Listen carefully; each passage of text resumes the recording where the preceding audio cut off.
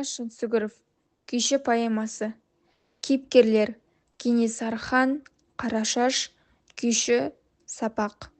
Қысқаша мазмұнына келер болсақ, поэманың негізгі арқауы Қарашаш пен күйші арасындағы терең психологиялық тартыста құрылған.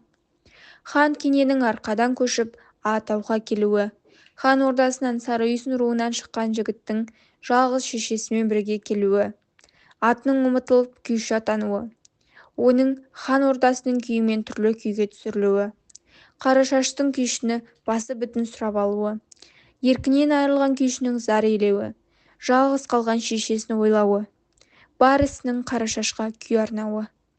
Уақыт өте келе бұл халге үйренуі, қызға ғашық болуы, тіпті ханша өзін кейде кешке үйленсем бекен деген ойға кетуі, олардың осындай ғашықтыққа берілуі, Қарашашты оятамын деп бәлеге қалған Сапақтың бұзуы, сезімнің құлы болған күйшінің өз-өзінен Қарашаштың қасына барған өзі екен деп түсінде көруі, енді басымды шауып алар деп қатты үрейленуі, Қарашаштың қарадан шыққан Сапақ бізді басынды деп хан кененің әскерін аяғынан тік тұрғызуы, Қарашаштың бұл әрекеттері ел басына туған добалаң ретінде суреттелуі, бүкіл халықты құтқармақ болып елдің Сапақты масқаралап тыр-жалаңаш шешіндіріп Қарашаштың алдына әкелуі, баласына жаны ашыған Әлімқұлдың көз жасын селдей ағызуы, Қарашаштың Сапақты кешіруі.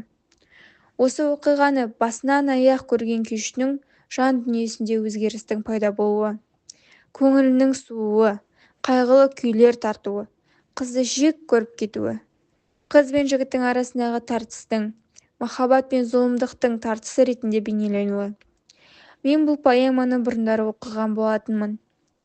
Бұл поэмада еркіндік пен құлдық, махаббат пен зұлымдық, өлім мен өмір, пәни тіршілік пен мәңгілік өнер арасындағы күрес тақырыбы суреттеледі. Бұл поэманы сіздерге де оқуға кеңес беремін.